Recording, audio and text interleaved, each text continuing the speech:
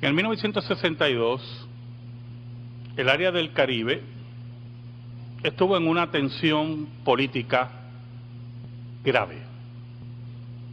La Revolución Cubana, conjuntamente y en acuerdo con el gobierno de la Unión Soviética, decidió instalar cohetes teledirigidos en el territorio cubano. El presidente de los Estados Unidos, John F. Kennedy, se dirigió a la nación norteamericana hablando de lo que iba a hacer los Estados Unidos para defender su territorio y evitar la instalación de los cohetes.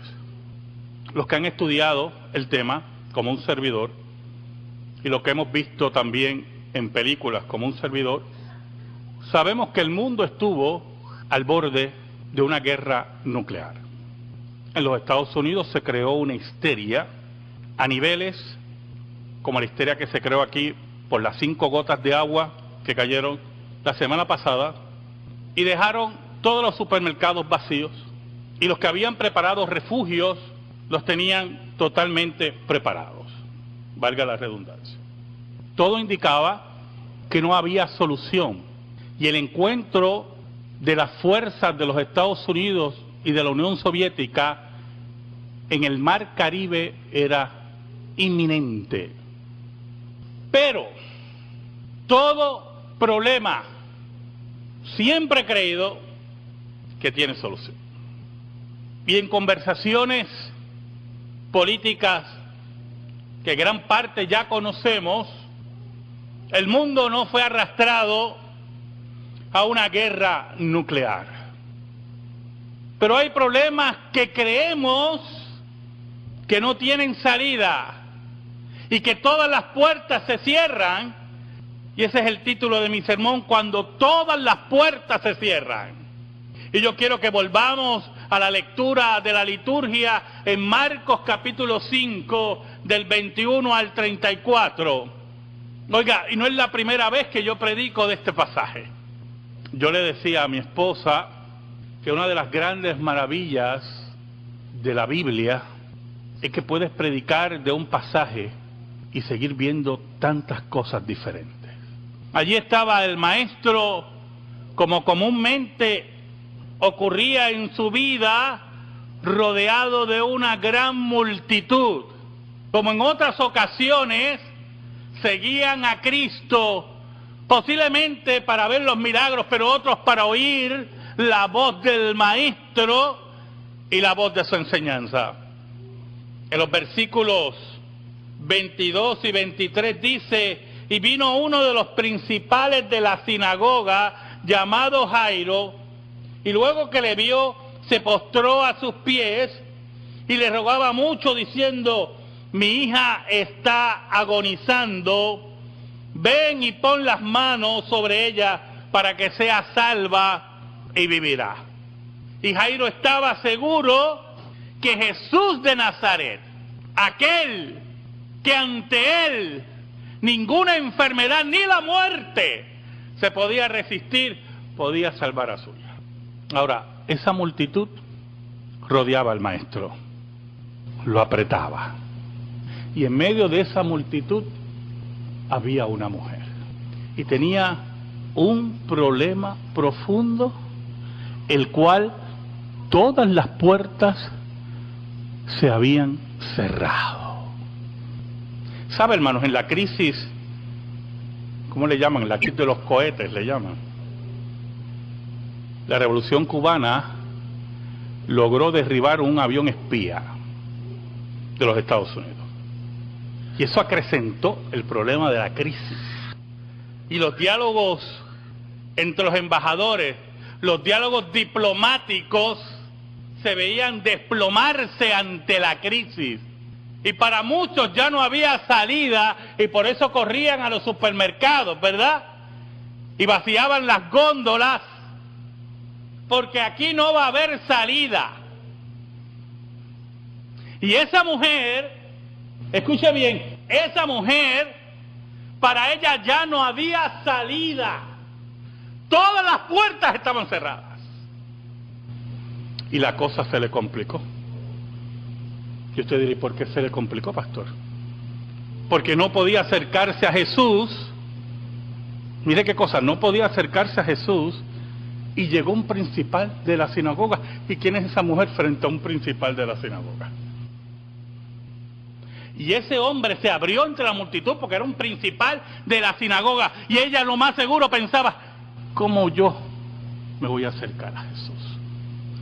Y ya perdí la atención de él, porque él va directamente a la casa de Jairo.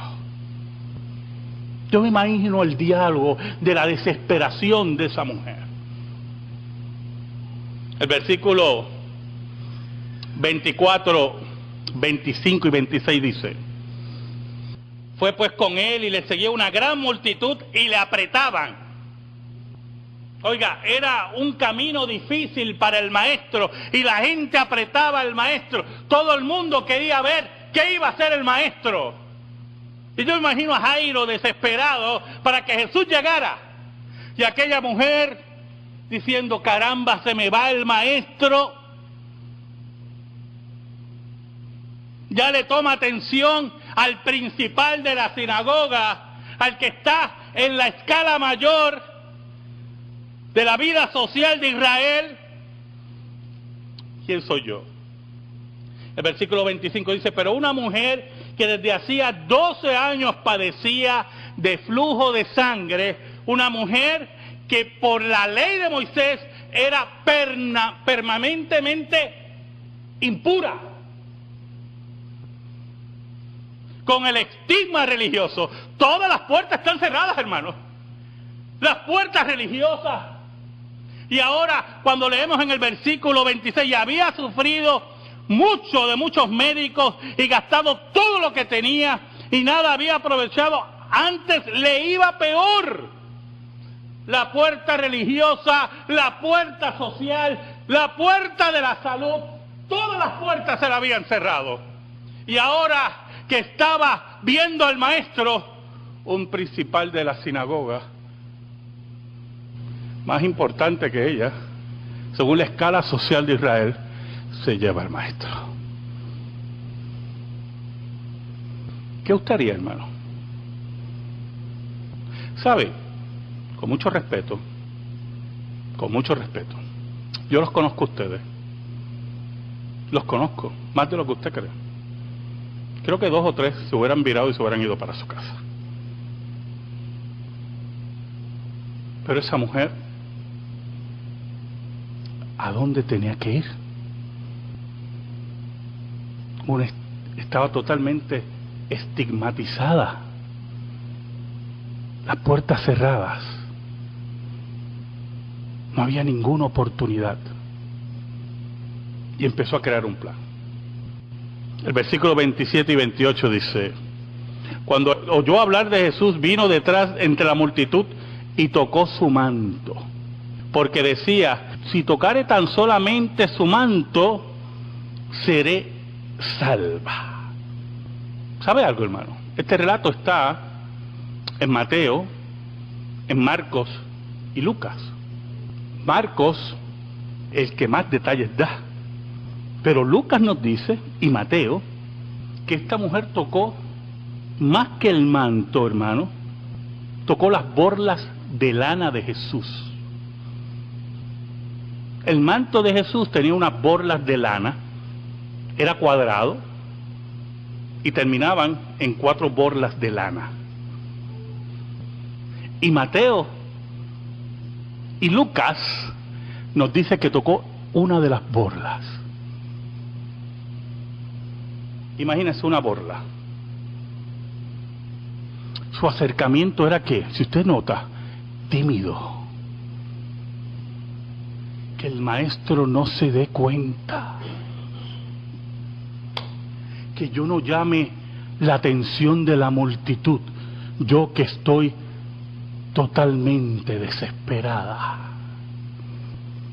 Yo que estoy hundida en mi dolor y sin una solución.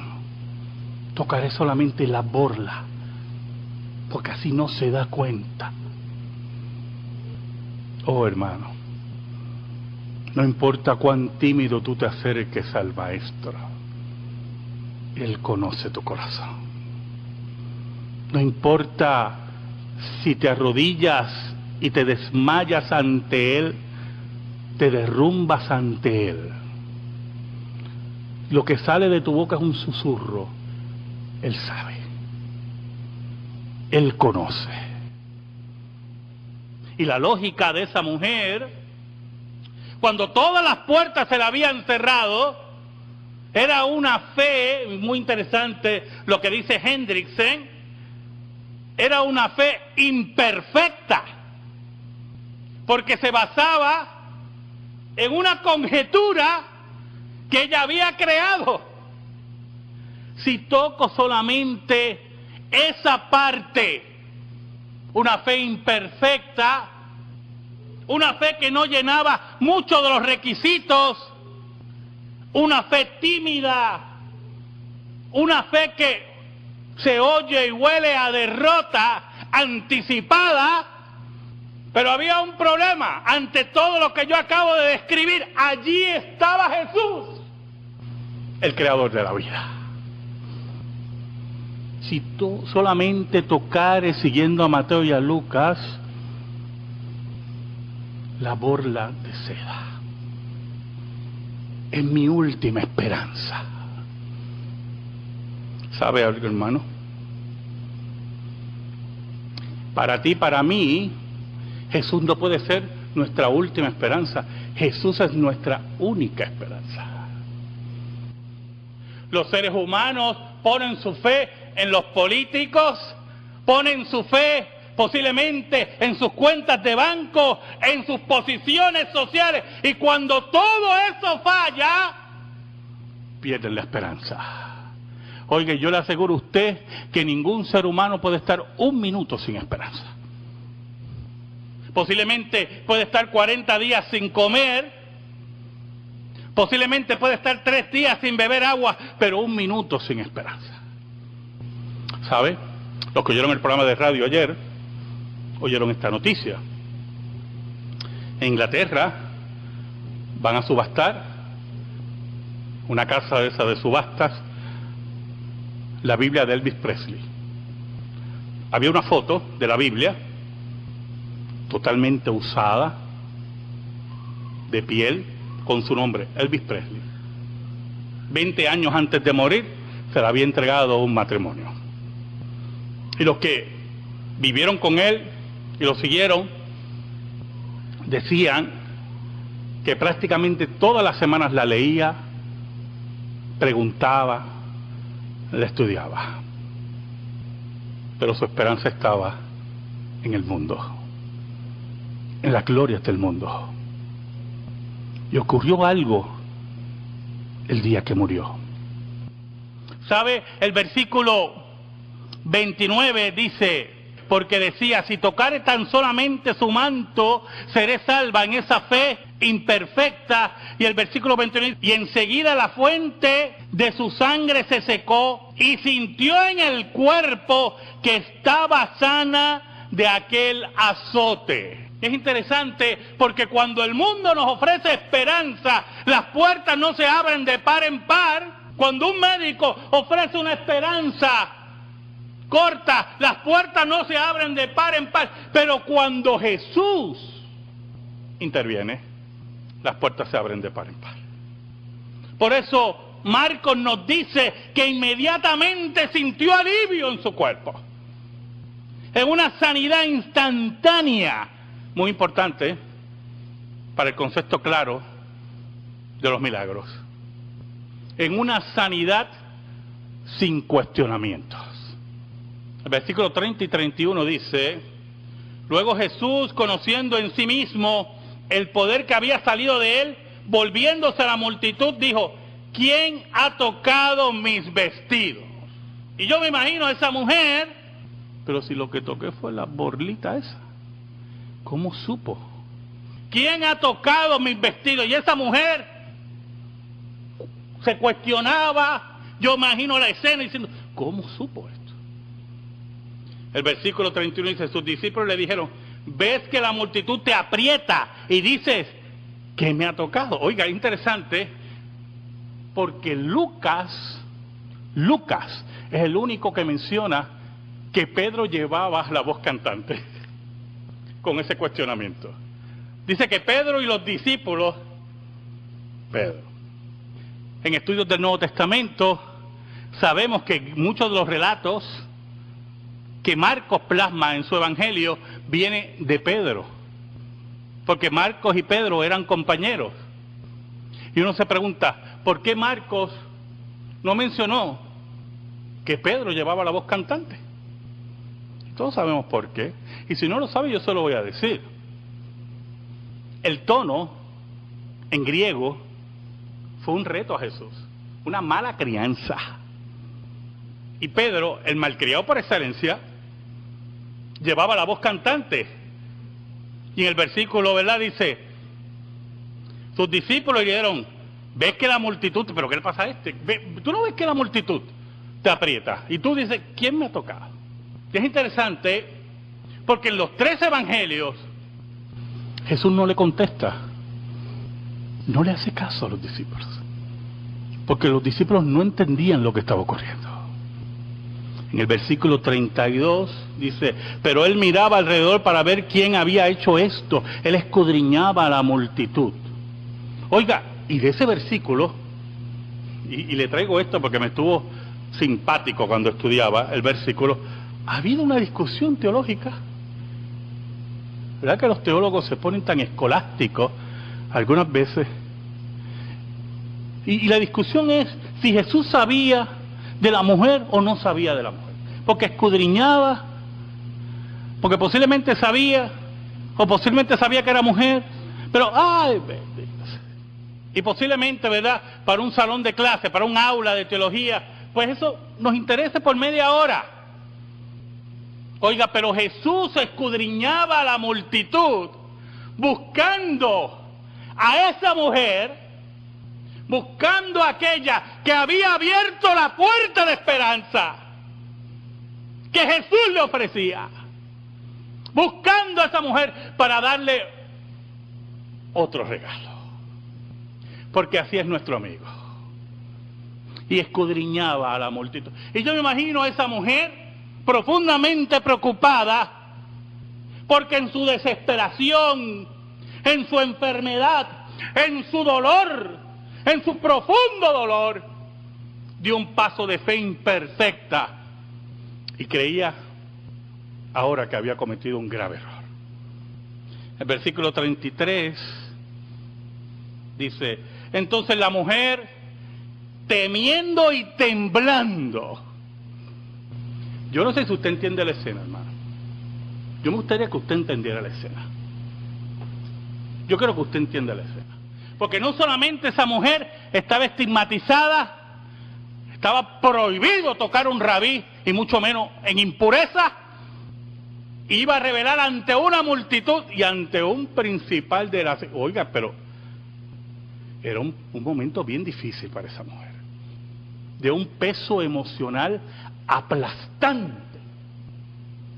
Yo le aseguro a usted que en medio de ese peso emocional, allí estaba Dios sosteniéndola.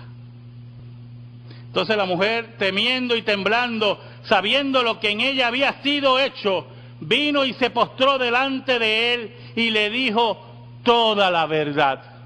Y se acercó en humillación ante Jesús y le derramó su corazón, porque todas las puertas estaban cerradas y Jesús le abrió la puerta de la esperanza.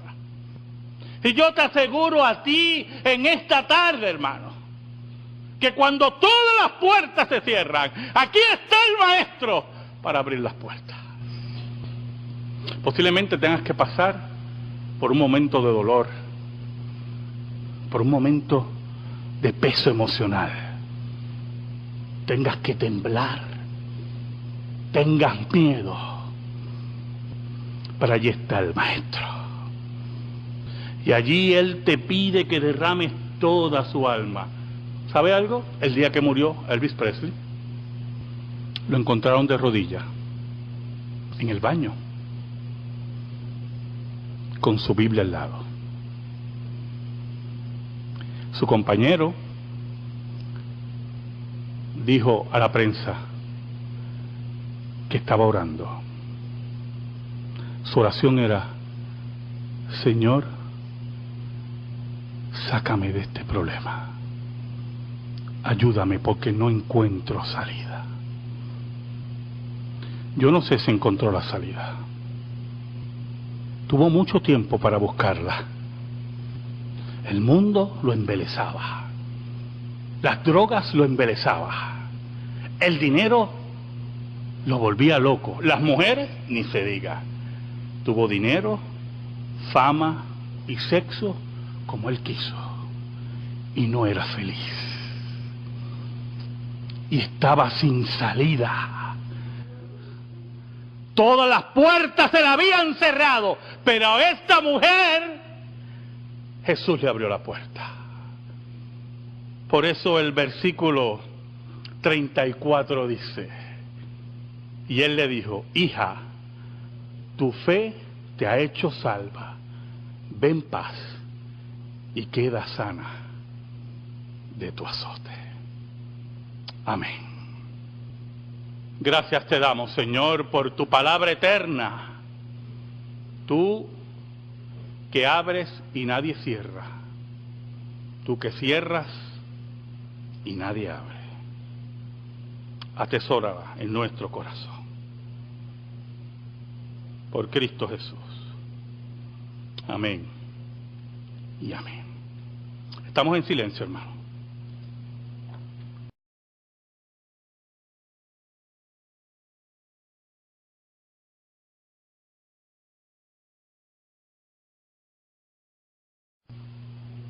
En 1962, el área del Caribe estuvo en una tensión política grave. La Revolución Cubana, conjuntamente y en acuerdo con el gobierno de la Unión Soviética, decidió instalar cohetes teledirigidos en el territorio cubano. El presidente de los Estados Unidos, John F. Kennedy, se dirigió a la nación norteamericana hablando de lo que iba a ser los Estados Unidos.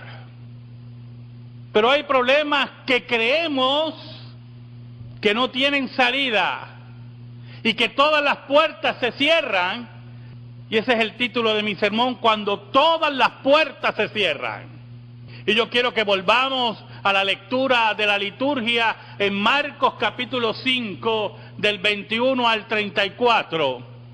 Oiga, y no es la primera vez que yo predico de este pasaje. Yo le decía a mi esposa que una de las grandes maravillas de la Biblia es que puedes predicar de un pasaje y seguir viendo Estados Unidos para defender su territorio y evitar la instalación de los cohetes. Los que han estudiado el tema, como un servidor, y lo que hemos visto también en películas como un servidor, sabemos que el mundo estuvo al borde de una guerra nuclear. En los Estados Unidos se creó una histeria a niveles como la histeria que se creó aquí por las 5 gotas de agua que cayeron la semana pasada y dejaron todos los supermercados vacíos, y los que habían preparado refugios los tenían tantas cosas diferentes. Allí estaba el maestro, como comúnmente ocurría en su vida, rodeado de una gran multitud. Como en otras ocasiones, seguían a Cristo, posiblemente para ver los milagros, pero otros para oír la voz del maestro y la voz de su enseñanza. En los versículos 22 y 23 dice: y vino uno de los principales de la sinagoga, llamado Jairo, y luego que le vio, se postró a sus totalmente preparados. Valga la redundancia. Todo indicaba que no había solución, y el encuentro de las fuerzas de los Estados Unidos y de la Unión Soviética en el Mar Caribe era inminente. Pero todo problema siempre he creído que tiene solución. Y en conversaciones políticas que gran parte ya conocemos, el mundo no fue arrastrado a una guerra nuclear.